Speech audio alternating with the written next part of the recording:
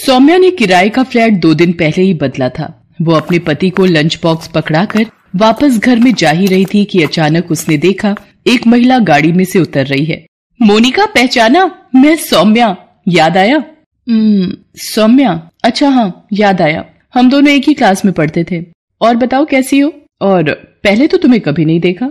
हाँ, वो मेरे हस्बैंड की नौकरी की वजह से हमने ये फ्लैट किराए पर लिया है। अभी 2 दिन पहले ही आए हैं। मुझे ये तो पता था कि तुम्हारी शादी भी इंदौर में ही हुई है, पर हम इतने पास में रहेंगे ये नहीं पता था। अच्छा, तुझे वो स्वीटी याद है जो हमारे समोसे खा जाती? अच्छा चलो मिलते हैं फिर। वो मुझे एसी में रहने की आदत है तो सड़क पर इतनी देर खड़ी नहीं होती। चल ठीक है, फिर आराम से बात करेंगे। मोनिका और सौम्या स्कूल में साथ पढ़ती थी, पर मोनिका को अपनी अमीरी का शुरू से ही घमंड रहा और अब तो उसकी ससुराल भी पैसे वाली थी। एक दिन, जी मुझे मोनिका से मिलना है। आप यहाँ ड्राइंग रूम में बैठिए, मैं अभी मेम साहब को कहकर आता हूँ। नौकर सौम्या को ड्राइंग रूम में बैठाकर मोनिका को बुलाने चला जाता है। कुछ देर बाद मोनिका अपने कमरे में से बाहर आती है। सोहन, इनके लिए कुछ जूस या चाय वगैरह दो। क्या लोगी सौम्या? अरे चाय वगैरह तो मैं खुद ही बनाकर पी लूंगी, मेरी सहेली का ही तो घर है। मैं तो तुझे ये आम का अचार देने आई थी, मेरी सास ने गांव से डलवा कर भेजा है। वो हर साल सीजन में गांव से अचार मुझे डलवा कर भेज देती हैं। ये ले। सौम्या, हमारे घर में अचार कोई भी नहीं खाता, और वैसे भी मेरे पति ये सब देखकर गुस्सा करते हैं और ऑयली फूड खाने के लिए बिल्कुल मना करते हैं। चल कोई नहीं, जब मन हो तब खा लेना। अच्छा मैं चलती हूँ। अरे चाय वगैरह तो ले गई थी। अरे वो राकेश ऑफिस से आ गए होंगे तो देख रहे होंगे कहाँ चली गई मैं। शाम को आते से मैं ना दिखूं तो घबरा जाते हैं। सौम्या की इस बात को सुनकर मोनिका थोड़ी चुप हो जाती है और अपने नौकर को कहती है, सोहन ये अचार अपने घर ले जाना। चंदा ये मेज और सोफा अच्छे से साफ कर देना, जरा सी भी मिट्टी दिखी तो तुम्हारे साहब गुस्सा होंगे।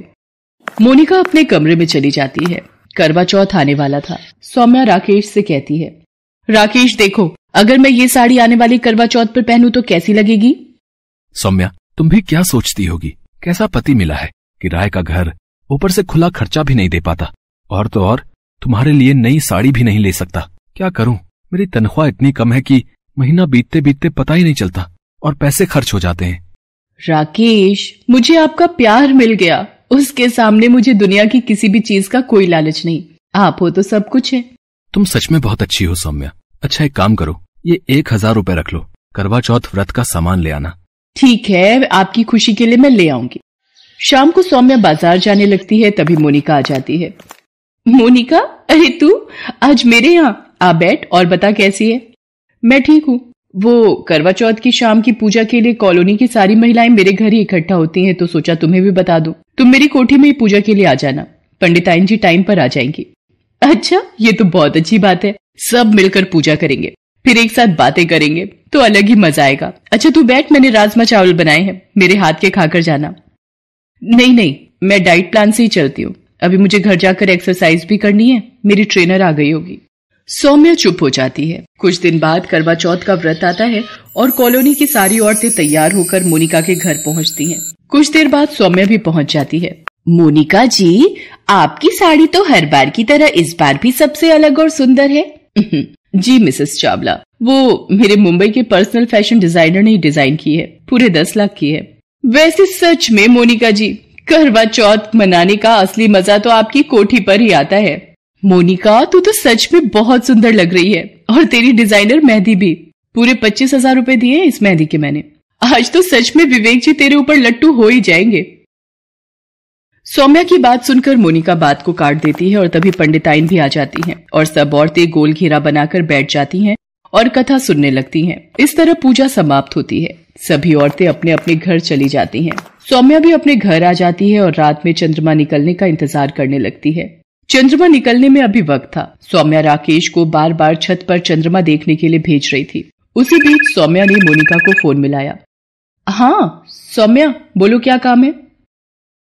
और विवेक जी तो आ गए होंगे, अब बस कुछ ही देर में चंद्रमा निकलने वाला है। मेरा तो प्यास के मारे गला सूख रहा है। तू भी मेरी छत पर ही आ जा, हम साथ में मिलकर पूजा करेंगे। नहीं सौम्या, अभी विवेक आए नहीं है, उन्हें कुछ जरूरी काम है, इसलिए वो अभी ऑफिस में ही है। तू चिंता मत कर, आ जाएंगे। और उन्हें भी पता है कि आज करवा चौथ है और तूने उनके लिए व्रत रखा है, इसलिए उन्हें भी तेरी चिंता होगी, तो परेशान मत हो। कुछ देर बाद चांद निकल आता है और सौम्या चंद्रमा की पूजा करती है और राकेश के हाथों से पानी पीकर अपना व्रत खोलती है। कुछ देर बाद वो राकेश से कहती है, राकेश, ये पूरी और छोले की सब्जी मैं मोनिका को देकर आती हूँ। अब जब बराबरी में ही रहते हैं तो एक दूसरे का साथ निभाना अच्छा लगता है। अरे, कोठी में ये अंधेरा क्यों है और कोई नौकर चाकर भी नजर नहीं आ रहे? मोनिका, कहाँ पर हो? कहीं बाहर तो नहीं गए हैं? पर गेट तो खुला हुआ है। मोनिका, अरे ये तो बेहोश है। अरे ये जमीन पर कैसे गिरी? सौम्या राकेश को बुलाती है। वो डॉक्टर को लेकर आता है। तब तक मोनिका थोड़ा होश में आ जाती है। देखिए, इन्हें जल्दी ही कुछ लिक्विड देना होगा। पानी की कमी से तबीयत और खराब हो जाएगी। मोनिका, 2 घूंट पानी के ले ले, नहीं तो तेरी तबीयत बिगड़ जाएगी। नहीं, जब तक विवेक अपने हाथ से पानी नहीं पिलाएंगे मैं अपना व्रत नहीं खोलूंगी। अच्छा, मैं चलता हूँ। आप कोशिश कीजिए कि ये कुछ लिक्विड पानी या जूस पी लें, उससे ही तबीयत में सुधार आएगा। तो मैं दोबारा आ जाऊंगा। पता नहीं, विवेक का फोन भी नहीं मिल रहा है। मैंने बहुत बार ट्राई किया है। आज त्योहार की वजह से सारे नौकर भी जल्दी घर चले गए हैं। पता नहीं चक्कर कैसे आ गया। एक काम कर, मुझे विवेक जी के ऑफिस का पता दे। राकेश उनको जाकर ले आएंगे। बस तू अपना मन शांत रख, सब ठीक हो जाएगा। राकेश, आप विवेक जी के ऑफिस चले जाओ। राकेश अपनी मोटरसाइकिल पर विवेक के ऑफिस जाता है और वहां जाकर उसे सारी बात बताता है। विवेक एक मीटिंग में व्यस्त था, इसलिए उसका फोन ऑफ था। कुछ देर बाद विवेक घर पहुंचता है। आई एम सॉरी मोनिका, मैं भूल गया था। आज तुमने मेरे लिए करवा चौथ का व्रत रखा है और तुम सुबह से भूखी प्यासी मेरी राह देख रही हो। राकेश कुछ देर और मुझे लेने ना आता तो मैं पता नहीं कितने घंटे और ऑफिस में काम करने में बिजी रहता। मोनिका, चलो अब सबसे पहले चंद्रमा की पूजा कर लो और विवेक जी के हाथ से पानी पी लो, ताकि तुम भी पानी और जूस पी सको। मोनिका चंद्रमा की पूजा करती है और विवेक के हाथों से पानी पीती है। उसके बाद सौम्या उसके लिए जूस लेकर आती है। सौम्या, तुम सच में बहुत अच्छी हो। मैंने ही तुम्हें समझने में गलती की। तुम्हारा दिल सच में बहुत बड़ा है। आपका भी बहुत बहुत धन्यवाद राकेश जी, आपने मेरे लिए इतना कुछ किया। सच में हमें तो आपको धन्यवाद देना चाहिए। आप जैसे इतने अच्छे पड़ोसी हमें मिले हैं, ये तो हमारा सौभाग्य है। विवेक, सौम्या मेरे बचपन की सहेली है। हम दोनों साथ में ही स्कूल में पढ़ते थे, पर ना जाने अमीरी ने मेरी आंखों पर कैसी अंधी पट्टी बांध रखी थी जो आज मैंने खोल दी है। मोनिका, और मैं भी तुमसे वादा करता हूँ कि अपनी जिंदगी में काम के साथ साथ अपने रिश्ते को भी अहमियत दूंगा। उस दिन अमीर गरीब का करवा चौथ आपसी रिश्तों में प्यार भर देता है। करवा चौथ पति पत्नी के प्यार का प्रतीक है। इस दिन माँ करवा की पूजा करके उनसे अपने परिवार की सुख शांति, पति की लंबी आयु, धन, वैभव, स्वास्थ्य सभी की कामना करनी चाहिए। कहते हैं यदि कोई भी व्रत सच्चे मन से किया जाए तो वह उचित फलदायी होता है।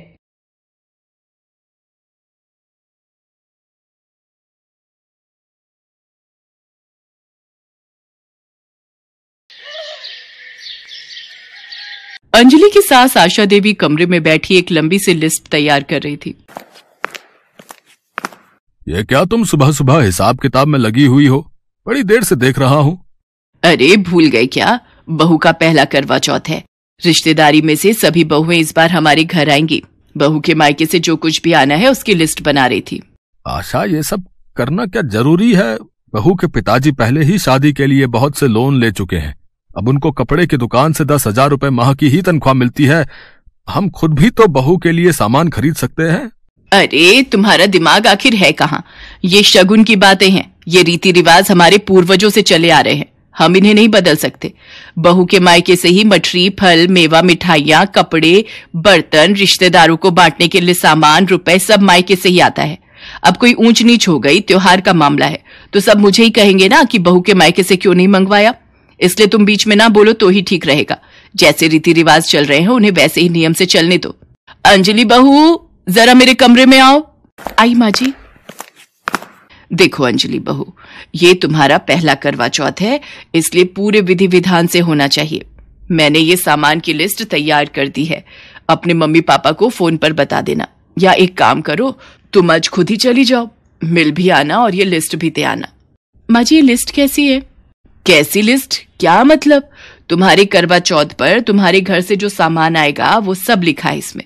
तुम्हारी मम्मी ने कुछ सिखा कर नहीं भेजा क्या? शादी के बाद कोई भी पहला त्योहार होता है तो बहू के मायके से ही सामान आता है। अभी करवा चौथ की लिस्ट है, आगे दिवाली आने वाली है, उसकी अलग बना दूंगी। अंजलि वो लिस्ट लेकर कमरे में आ जाती है। ये तो बहुत सारा सामान है, काफी महंगा भी आएगा। इस बारे में आकाश से बात करूंगी तो अच्छा नहीं लगेगा। माँ जी कहेंगी मैंने आकाश को क्यों बताया, या तो आज घर चली जाती हूँ। अंजलि अपने मायके जाती है और वो लिस्ट अपने पापा को देती है। पापा, ये सब कैसे होगा?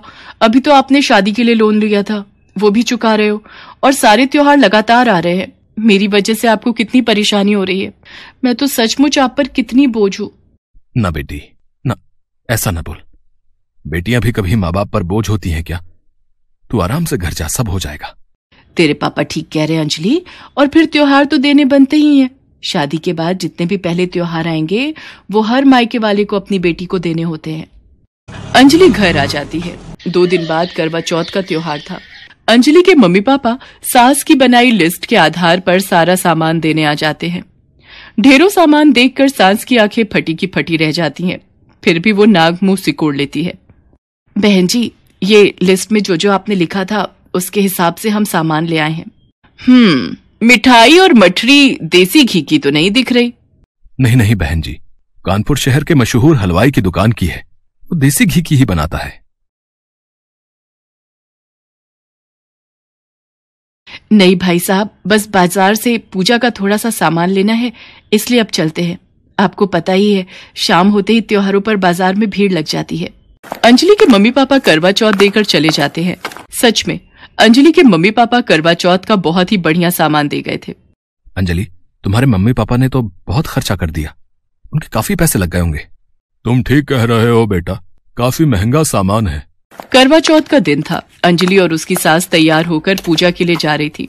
अरे सुनते हो जी, सुबह से रामदीन को देसी घी पहुंचाने के लिए कहा हुआ है, पर वो अभी तक लेकर नहीं आया। मुझे लगता है अब तुम ही ले आओ, नहीं तो पूजा के दिए में डालने के लिए घी नहीं है। अब ठीक है, लाता हूँ। अंजलि के ससुर बाजार से देसी घी लेने के लिए चले जाते हैं। तभी उनकी नजर एक स्कूटर पार्ट्स की दुकान वाले पर पड़ती है, जहां पर अंजलि के पिता खड़े थे और वो दुकानदार से पैसे ले रहे थे। दुकानदार और अंजलि के पिता की बातें सुनकर अंजलि के ससुर चौंक जाते हैं। अभी 2 साल पहले ही मैंने नई स्कूटी ली थी। मेरी बेटी ने ही मेरे लिए ये स्कूटी पसंद की थी। वो हमेशा नाराज रहती थी कि मैं बस से दुकान जाता हूँ। तो भाई साहब, आप ये स्कूटी बेच क्यों रहे हो? क्या करूं भैया, दुकानदारों का हिसाब करना है। करवा चौथ पर बेटी के घर सामान भिजवाना था। उधार लेकर भी कितने दिन रह लूंगा। सारे दुकानदार पैसे मांग रहे हैं, इसलिए स्कूटी बेचकर सारा कर्जा चुका दूंगा। अच्छा भी ठीक है, वैसे मैं इस स्कूटी के 50,000 रुपए दे सकता हूँ। दोनों की बातें सुनकर अंजलि के ससुर 1 मिनट की भी देरी नहीं करते और सीधा उन दोनों के पास पहुंचते हैं। अब समधी जी, कोई स्कूटी बेचने की जरूरत नहीं है, आप मेरे साथ घर चलिए, हम घर चलकर बात करते हैं। अरे समधी जी, आप और यहाँ? अच्छा भैया, मैं थोड़ी देर में आपके पास आता हूँ। है अंजलि के ससुर उसके पिता को लेकर घर पहुंचते हैं। अंजलि और आकाश को जब ये बात पता चलती है तो वो दोनों भी हैरान रह जाते हैं। अंजलि की सास भी बहुत शर्मिंदा थी। आशा, तुमने तो इनको सामान की लिस्ट थमा दी, पर ये डिमांड कहां से पूरी करेंगे ये बिल्कुल नहीं सोचा। आशा, आज अगर हमारे घर बेटी होती और हमारे साथ ऐसा कुछ होता तो सोचो हमारे ऊपर क्या बीतती। एक बेटी के माता पिता के नजरिए से सोचो आशा, अंजलि को तो हम अपनी बहू नहीं बेटी बनाकर लाए हैं ना, तो फिर उसके त्योहार के लिए हम उसके मायके वालों से क्यों खर्चा करवाएं? फर्ज तो हमारा बनता है ना, क्योंकि अंजलि अब हमारे परिवार का हिस्सा है। आप सही कह रहे हो, मुझसे बहुत बड़ी भूल हो गई, मुझे माफ कर दीजिए भाई साहब, आज आपको मेरी वजह से ये दिन देखना पड़ा।